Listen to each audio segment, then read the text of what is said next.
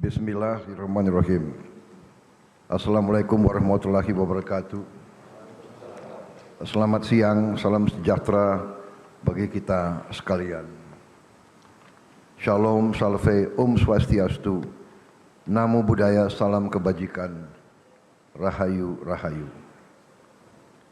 Yang saya hormati, Wakil Presiden Republik Indonesia, Saudara Gibran Rakabuming Raka, para menteri koordinator, para menteri, para kepala badan, ketua Dewan Ekonomi Nasional, para penasihat khusus Presiden, Jaksa Agung, Kepala BIN, Kapolri, Panglima TNI, dan seluruh Kepala Staf Angkatan, para Wakil Menteri, dan seluruh anggota Kabinet Merah Putih yang saya banggakan. Pertama-tama, tentunya sebagai insan yang bertakwa, marilah kita tidak henti-hentinya memanjatkan puji syukur kehadirat Tuhan Maha Besar. Bagi umat Islam, Allah Subhanahu wa taala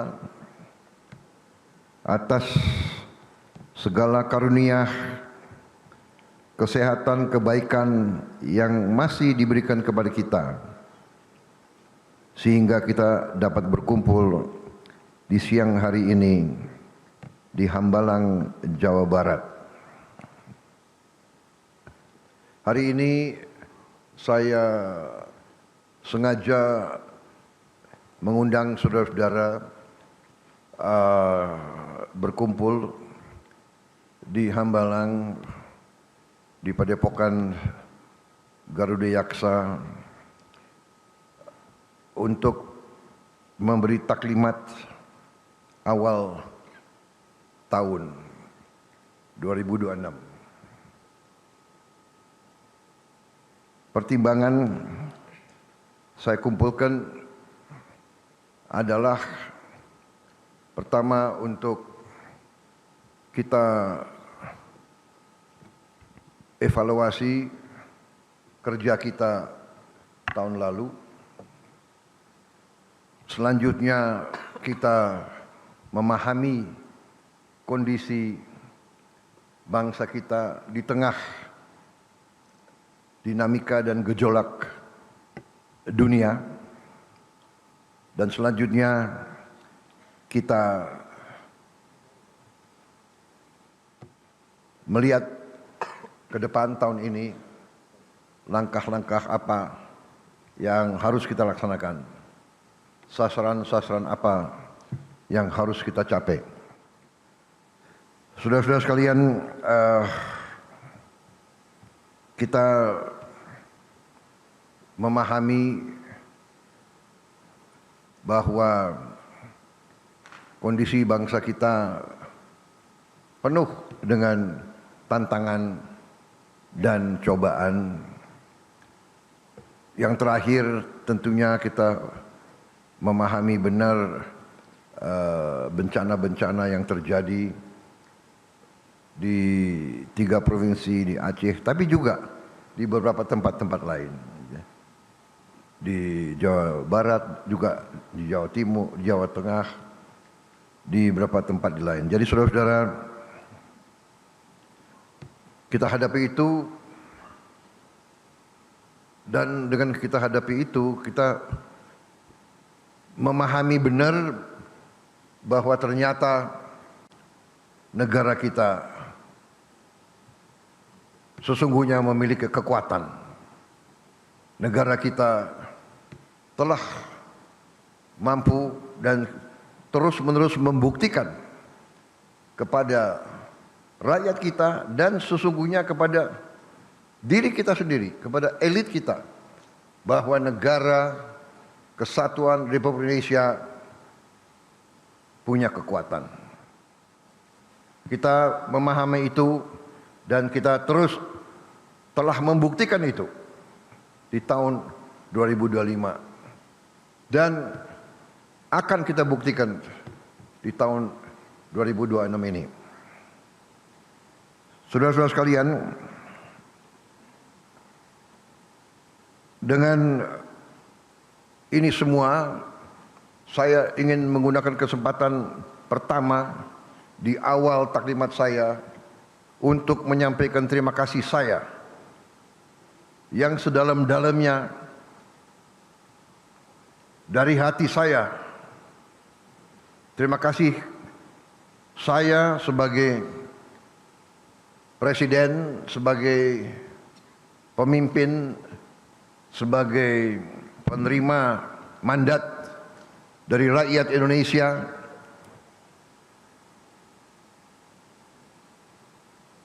sebagai boleh dikatakan nahkoda. Saya ingin menyampaikan terima kasih kepada pembantu-pembantu saya yang paling inti, saudara-saudara, para Menko, para menteri, para kepala badan, wakil kepala badan, pejabat-pejabat lembaga-lembaga tinggi negara yang sangat penting, Panglima TNI, Kapolri, Jaksa Agung.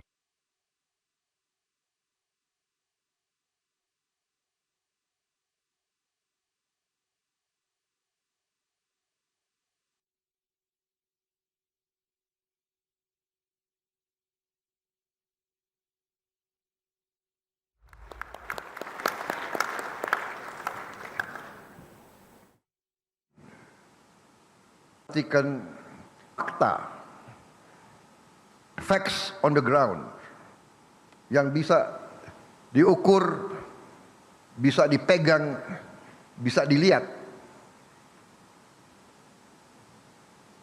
Dengan demikian saya menyampaikan penghargaan kepada saudara-saudara sekalian. Tidak mungkin saya sebagai presiden bisa melaporkan hal ini kepada bangsa tanpa kerja keras saudara-saudara semuanya. Saudara-saudara, walaupun mungkin tidak terlalu sering saya kumpulkan saudara-saudara,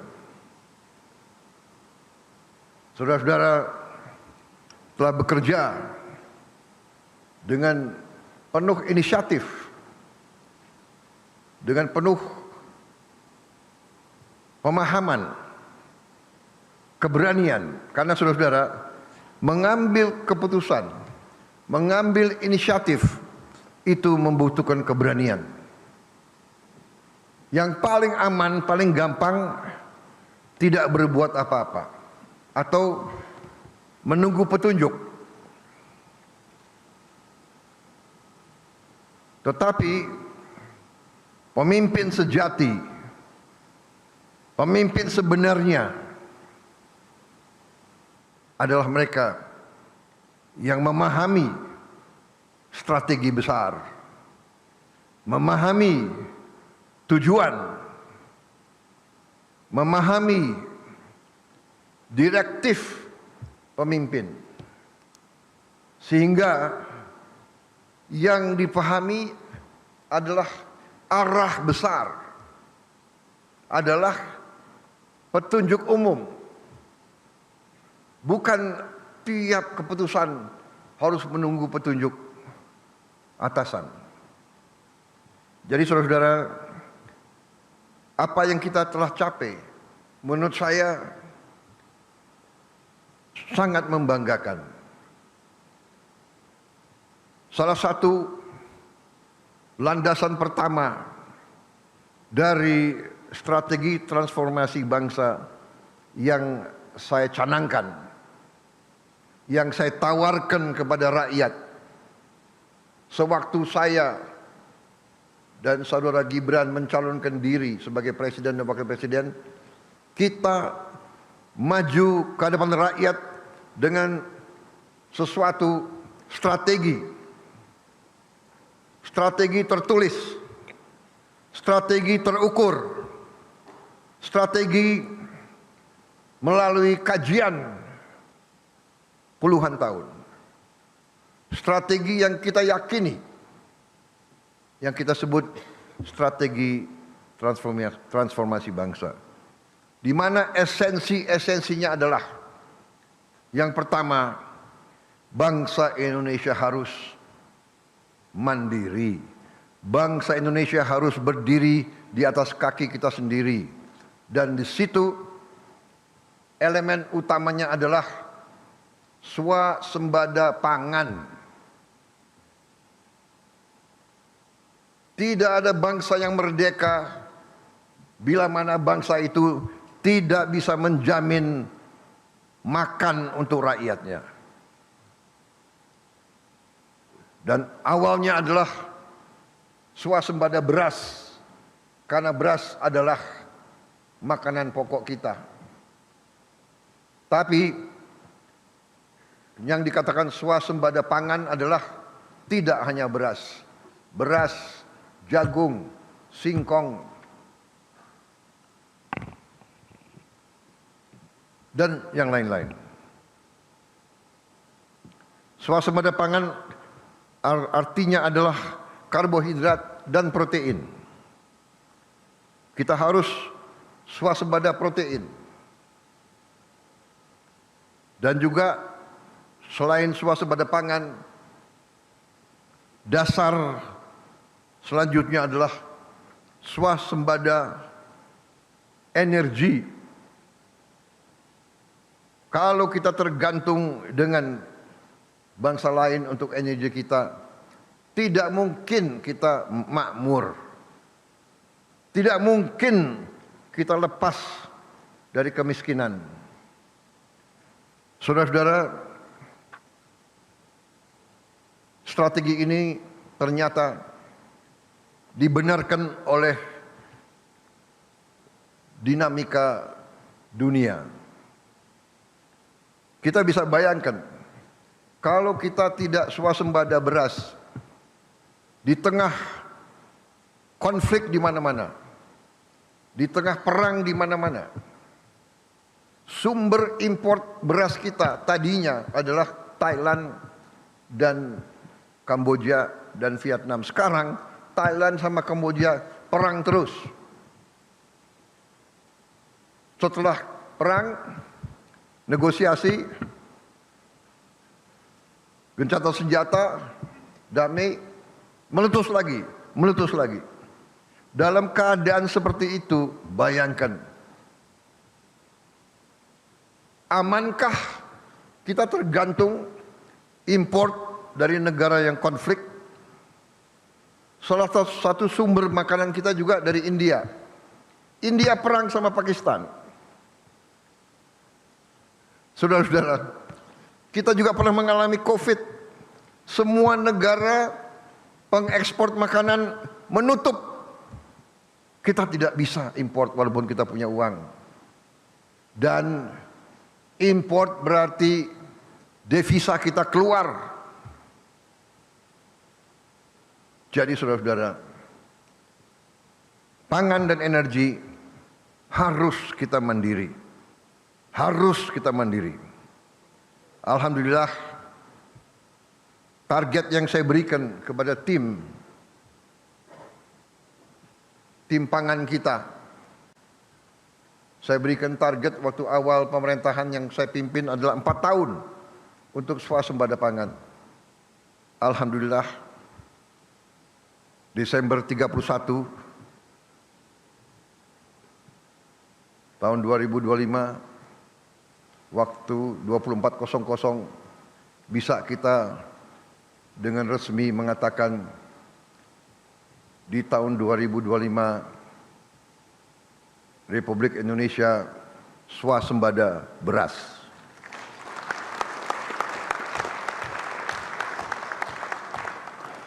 Dan saya juga cukup merasa besar hati, bangga bahwa hari ini cadangan beras kita di gudang-gudang pemerintah Indonesia adalah yang tertinggi selama sejarah berdirinya Republik Indonesia.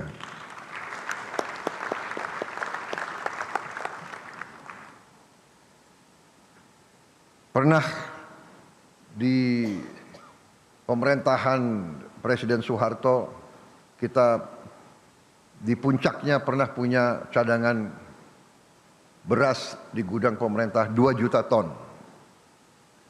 Hari ini cadangan beras kita di gudang pemerintah lebih dari 3 juta ton.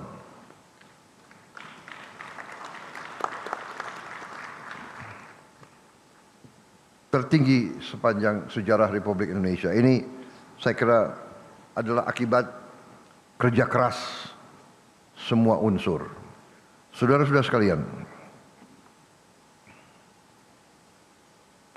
kita juga mencanangkan di awal pemerintahan program makan bergizi gratis. Pertimbangannya sangat sederhana, bahwa dari semua kajian rata-rata 1 dari 5 anak Indonesia kekurangan gizi, 20%. Di beberapa daerah sampai 30% lebih. Itu yang jelas dikatakan malnutrisi, stunting. Badannya sangat lemah, pertumbuhannya tidak normal. Kemudian ternyata puluhan juta anak-anak Indonesia berangkat sekolah tanpa makan pagi. Banyak juga makan mereka hanya nasi dengan daun-daun. Untuk itu kita telah melihat contoh-contoh banyak negara, dan kita canangkan makan bergizi ini. Kita mulai dengan 6 pada tanggal 6 Januari 2025. Hari ini adalah 6 Januari 2026 dan kita sudah mencapai hari ini, dilaporkan kepada saya 55 juta penerima manfaat. 55 juta. 55 juta anak-anak Indonesia menerima makan tiap hari.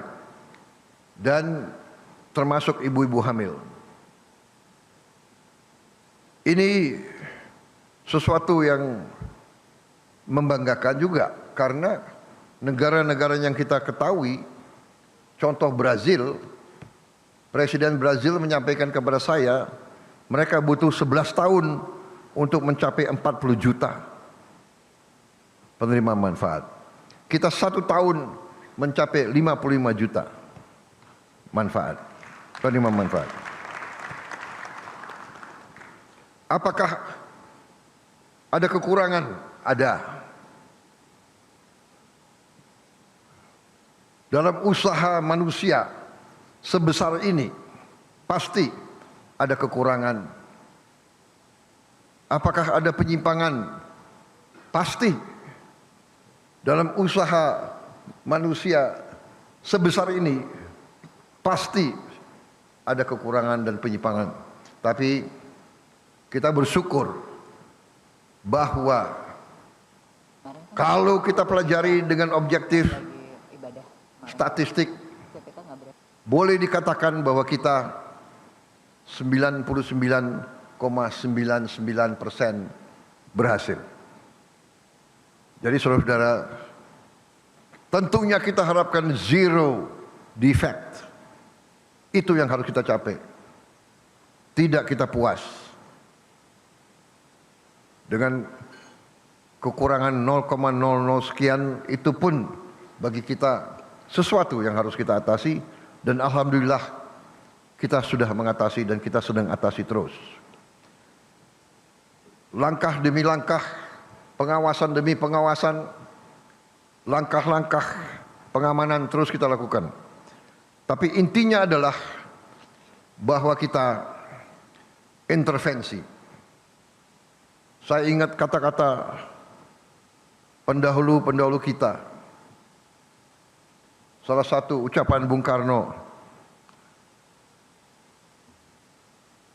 "The hungry stomach cannot wait." Perut yang lapar tidak bisa tunggu.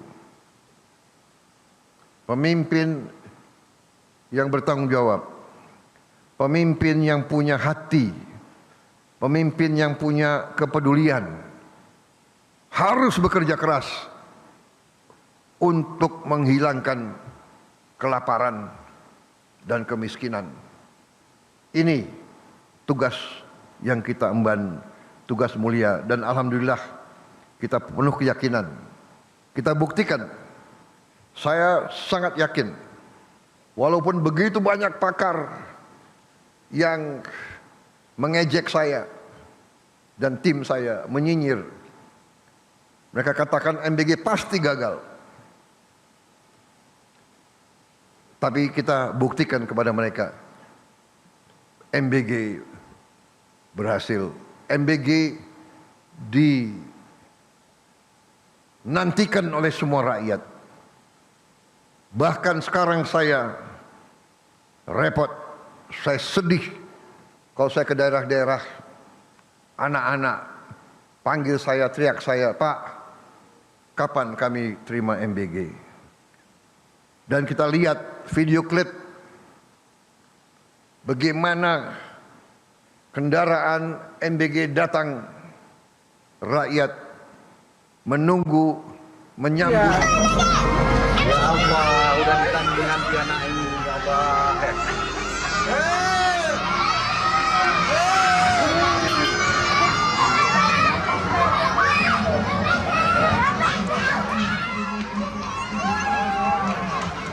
Ya Allah, sedih lagi aku. Ya Allah. Oh. Ya Allah. Ya Allah.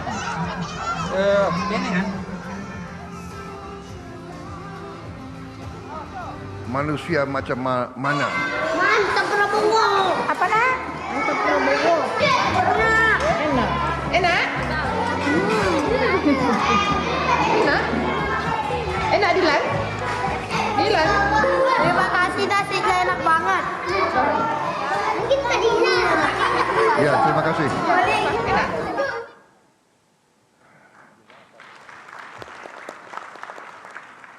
Saya tidak paham manusia macam mana yang tidak tergerak hatinya melihat anak-anak seperti itu. Saya tidak paham. Hei orang-orang pintar, hei orang-orang pintar yang ngejek, lihatlah dengan mata dan hatimu rakyat kita, anak-anak itu. Saudara-saudara, percaya kita berada di jalan yang benar, di jalan membela keadilan, di jalan memberantas kemiskinan, di jalan menghilangkan kelaparan. Kita berada di jalan yang bersih, yang suci. Kita berada di jalan yang diridhoi oleh Tuhan Maha Kuasa. Jangan ragu-ragu. Saudara-saudara, kita buktikan. Kalau niat kita bersih, niat kita tidak mencuri uang rakyat, kita berbuat untuk kepentingan rakyat, kepentingan bangsa kita, keselamatan bangsa kita, kita tidak perlu ragu-ragu. Kita tidak perlu sedikit pun gentar. Dan saudara-saudara, kita pasti dimaki, kita pasti difitnah. Karena banyak kekuatan, tidak hanya di negara kita, banyak kekuatan memang berada di pihak yang senang di alam penuh korupsi, penuh penyelewengan, penuh penipuan. Mereka ingin kaya di atas penderitaan rakyat kecil. Jadi kita siap. Kalau kita dihantam, kita difitnah, kita diejek, terima itu sebagai kebanggaan. Kalau orang jahat mengejek kita, berarti kita benar dan kita harus terus melaksanakan dan membela kebenaran. Saudara-saudara, banyak sekali yang kita akan review, tapi saya kira taklimat yang selanjutnya sebaiknya kawan-kawan media kita istirahat dulu. Kalau perlu mungkin makan dan minum kopi sambil saya memberi petunjuk-petunjuk yang lebih rinci. Jadi ada hal-hal yang boleh terbuka, tapi ada hal-hal yang sebaiknya kita simpan dulu, saudara-saudara. Bagaimana? Setuju? Kok nggak semangat setuju? Setuju? Biasa itu di DPR. Tapi di sini koalisi kita kuat kan? Ketua partai semua ada di semua ya? Ada. Ketua PKB ada? Oh. Kayak Pak PKB yang harus diawasi terus ini. Jelajahi cara baru mendapatkan informasi. Download Metro TV Extend sekarang.